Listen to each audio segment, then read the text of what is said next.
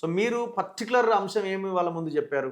అంటే పర్టికులర్‌గా ఇది జరిగింది అని కీలకమైన పాయింట్ ఏం చెప్పారు? కీలకమైన పాయింట్ ఒకటే కన్నా దీంట్లో నేను చెప్పా కదా! దీంట్లో ఉన్న మొదటి నుంచి మనం చెప్తూనే ఉన్నాం. హ్మ్. నేను మా నేను రోహిత్ రెడ్డి గారు అప్పుడు ఏం చెప్పారు? నేనే ఈ ఆడియోలు మొత్తం నేను సీఎం కేసీ గారికి ఇచ్చానని చెప్పాడు. హ్మ్. సరే నీది నువ్వు ఇయ్యొచ్చు. మరి మాయి కూడా నువ్వు ఎట్లిస్తావు? అనేది ఆ పాయింట్ అప్పుడే మాట్లాడాము మనం. 2 ఇయర్స్ నుంచి మాట్లాడుతున్నాం. ఆ పాయింట్ ఎప్పుడు కూడా ఈ ఉన్న మీడియా కానివ్వండి, పోలీస్ డిపార్ట్మెంట్ కానివ్వండి, జ్యుడిషియల్ కానివ్వండి, ఏది కూడా అందరికి తెలుసు. కానీ అది మరి ఎందుకు దాన్ని నానబెట్టుకుంటూ వచ్చారు ఇన్ని సంవత్సరాలుగా తెలియదు. సో ఇప్పుడు టైం వచ్చిందని అనుకుంటున్నాను. టైం వచ్చింది కాబట్టి ఇప్పుడు బయటపడ్డది. ఇప్పుడు నేను ఆడియో ఒక్కసారి వినిపిస్తా, అదేనా కాదా మీరు చెప్పాలి. ఇప్పుడు ఫస్ట్ ఆడియోలోనేమో పైలట్ రోహిత్ రెడ్డి ఉన్నాడు, మీరున్నారు, దెన్ రామచంద్ర భారతి, ముగ్గురు కలిసిన audio first number 1 audio. Number 2 ఆడియోలో ఏంటంటే మీరున్నారు, సింహయాజీ ఉన్నారు, రామచంద్ర భారతి ఉన్నారు, ఇక్కడ రోహిత్ రెడ్డి లేడు. అవును. మరి ఈ ఆడియో ఎట్లా బయటకు వచ్చింది? కేసీఆర్ చేతిలోకి వచ్చింది. అదే కదా మీరు అడుగుతున్నారు. అదే కదా మేము అడుగుతున్నాం. అదే మేము ఇప్పుడు మీరు ముగ్గురు కేసీఆర్ కి వ్యతిరేకంగా ఉన్న గ్రూప్ కిందనే కేసీఆర్ చూసిండు కదా ఆ రోజు. అంటే వ్యతిరేకంగా అంటే ఆయన వ్యతిరేకంగా రోహిత్ రెడ్డి అయితే లేడు కదా అందులో, ఆయన రికార్డ్ చేసి ఇవ్వడానికి లేదు. రామచంద్ర భారతి, సింహయాజీ ఇచ్చే అవకాశం లేదు. ఎందుకంటే వాళ్ళనే కదా జైల్లో పెట్టి. అంతే కదా మరి. ఒక్కసారి ఈ ఆడియో మనకు వింటే క్లారిటీ వస్తుంది. సో అనుమానం వ్యక్తం చేస్తున్న ఆడియో ఇది. देखिए बात करने के लिए कुछ नहीं है, बात तो पक्का है, मेरे पास में है। नहीं पक्का है ना, they are ready to come here. Swami ji otherwise कुछ भी देखिए मुंडगोड़ का इलेक्शन का अगर पहले करते हैं तो है तो सो मैं तो क्या खबर की से बात कर सकता हूँ, क्योंकि मैं अगर कल आ जाऊंगा बोल दिया तो इट इज नॉट पॉसिबल। मेरा एक दूसरी नंबर है जो होता है आपके पास। ఈ ఆడియో కేసీఆర్ దగ్గరికి ఎట్లా వచ్చింది? ట్యాప్ చేయకపోతే అంతేనా? అది 100%. ఇంకో రెండోది కూడా ఉంది కదండి. ఇంకోటి ఉందా? మేము సింహయాజీ ముగ్గురం మాట్లాడేది, ఇద్దరం మాట్లాడింది ఒకటి ఉంది, ముగ్గురు మాట్లాడేది ఉంది. సో మనం ఏంటంటాం అంటే ఈ ఆడియోలు ఎట్లా వచ్చాయి, ఈ మొత్తం ప్రోగ్రామింగ్ అంటే సీసీ కెమెరాలు ఎక్కడి నుంచి తెప్పించారు, ఢిల్లీకి వెళ్ళి సీసీ కెమెరాలు ఎవరు తెచ్చారు చెప్పారు. రాధాకృష్ణ ఇప్పుడు మీ దగ్గర అది ఉంది కదా, చూడండి ఒకసారి ఆ కన్ఫెషన్ స్టేట్మెంట్ ఉంది కదా, కన్ఫ్యూజన్ ఉంది కదా దాంట్లో చదవండి, దాంట్లో ఉంది క్లారిటీ ఉంది కదా. అది కాదు, అది కాదు, ఇది కాదు. సో దాంట్లో క్లియర్గా రాధాకిషన్ రావు స్టేట్మెంట్ క్లియర్లీ మెన్షన్ చేసిండు అక్కడ. మేము ఒక స్టింగ్ ఆపరేషన్ చేశాము, ఆ స్టింగ్ ఆపరేషన్లో కంప్లీట్గా నందకుమార్ ఫోన్ ఇంటర్సెప్షన్ చేశామని ఒప్పుకున్నాడు కదండి. ఎవరు ప్రణీత్ రావు అనే టీం చేసిందని చెప్పి ఒప్పుకున్నాడు. రాధాకిషన్ రావు ఇచ్చిన స్టేట్మెంట్ అనుకుంటా. అవును, దాంట్లో పెద్ద ఆయన చెప్పాడని చెప్పి కూడా ఒప్పుకున్నాడు. మరి ఇంకా దానికంటే పెద్ద సాక్ష్యాధారాలు ఏం కావాలండి? ఉన్నది, ఆయన ఇచ్చిన స్టేట్మెంట్ చాలా క్లియర్గా ఉన్నది. సో ఆల్రెడీ రాధాకిషన్ రావు అనే వ్యక్తి చెప్పాడు. ఇక్కడ ఉన్నది కదా, one major work we did in 2022 in the month of October was related to Moinabad farmhouse MLA's poaching case. That was in the last week of October 2022 at the time of Munugod Assembly by-elections, wherein Mr. Rajagopal Reddy, Congress MLA, had resigned and joined BJP. CM KCR took it prestigiously to defeat BJP in Munugodu to put a break to the growth of BJP after continuous victories in Dubbaka and Huzurabad by-elections. ఇంతేనా? ఇదేనా?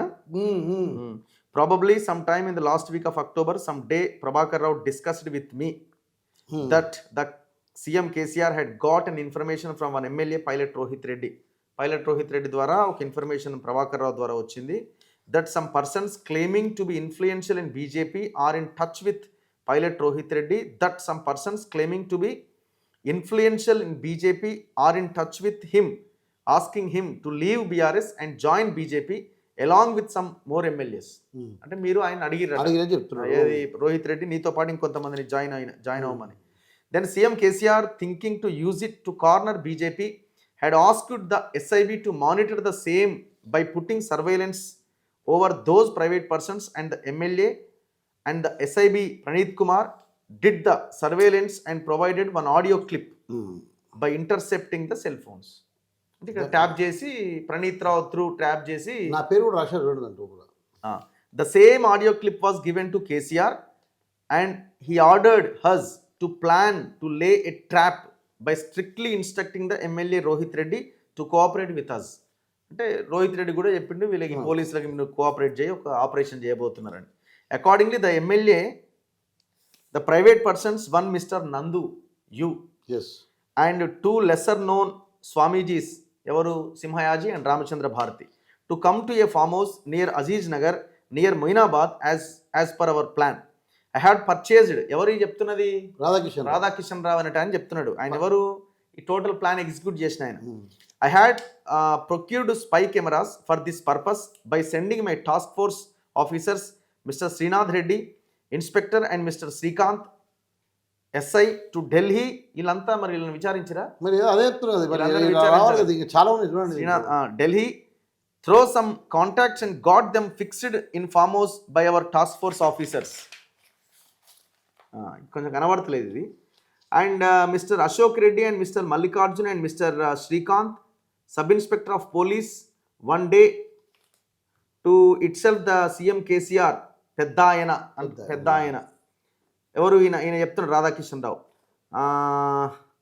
And also asked more MLAs from so and so, ఇది కనబడతలేదు. The operation was carried out and the Cyberabad S40 police అట took further action. Later the SIT was formed and KCR wanted to arrest of Mr. BL Santosh, BJP national level leader, to make the case strong so that BJP would come for compromise and it can be used to get rid of the ED case on his daughter MLC Kavita. అది కవిత మీద case దానికోసం BL సంతోష్ని arrest చేస్తే వాళ్ళు compromise అయిపోతారు, ఇది ఏదో ఒకటి చేయాలని ప్లాన్ చేసిరట. ప్లాన్ చేసిండ్రు. ఇక దాని తర్వాత కొంతమందిని ఆఫీసర్స్ని కేరళకు పంపించాడు, ఇటుకు పంపించాడు. However, due to inefficiency of some Cyberabad police officers in Kerala, one important person of Mata Amritanandamayi institution escaped police apprehension and later SP MS Rama Rajeshwari, Gattu Mallu, Inspector SIB and some others were sent to Kerala in chartered flight, but the work could not be completed. The case went to High Court where not to arrest orders so were issued, and then the SIT case was transferred to CBI. అటు వెళ్ళిపోయింది. పెద్ద ఆయన was very angry. పెద్ద ఆయన అంటే కేసీఆర్ చాలా కోపం అయిందట for not completing the work as per his expectations. మనోడికి నిద్ర పట్టలేదట. Further details of this case I will not disclose as I owe a lot to పెద్ద ఆయన అట. ఆయనకి ప్రామిస్ చేసిన అంటున్నాడు. చాలా రుణపడి ఉన్నా, రుణపడి ఉన్నా, 2 సార్లు నాకు ఇచ్చిండు డీసీపీగా, రుణపడి ఉన్నా అంటాడు. సరే ఇప్పుడు దీనిలో రామరాజేశ్వరి పోయింది. అవును, ఓకే, అరెస్ట్ చేద్దాం. వీళ్ళందరినీ అదే చెప్తున్నా, ఒక టీమ్ ఏమో బిఎల్ సంతోష్ అరెస్ట్ చేయడానికి పోయింది, శ్రీనాథ్ రెడ్డి అని, శ్రీకాంత్ అని, వీళ్ళందరూ చిన్న ఆఫీసర్స్, పెద్ద ఐపీఎస్ ఉన్నారు కదా, ఎవరు సిట్ ఇన్ఛార్జ్ ఉన్నారు, స్టీఫెన్ రవీంద్ర కూడా ఉన్నాడు దీంట్లో. స్టీఫెన్ రవీంద్ర ఉన్నాడు. మిమ్మల్ని అందరినీ మీ దగ్గరికి వచ్చింది ఆయనే కదా, ఆయనే ఫామ్ హౌస్ వచ్చింది ఆయనే. మరి ఆయన వాంగ్మూలం తీసుకోవాలి, రామరాజేశ్వరి మీద వాంగ్మూలం తీసుకోవాలి, కల్మేష్ కుమార్ ఉన్నాడు, వాళ్ళ వాంగ్మూలం తీసుకోవాలి. అప్పుడు డీజీ అనిల్ కుమార్, మళ్ళీ అంటే డీజీపీ మహేందర్ రెడ్డి పోయిన తర్వాత అంజన్ కుమార్ వచ్చిండు. ఆయన వచ్చినప్పుడు ఏం జరిగింది? సో వీళ్ళందరికీ ఆర్డర్ ఇచ్చింది ఎవరు? మిస్టర్ సంతోష్ రావు. పెద్ద ఆయన అంటే చిన్న ఆయన. మరి చిన్న ఆయన ఎటు పోయిండు? చిన్న ఆయన ఏ కేసు ఎందుకుంటలేడు?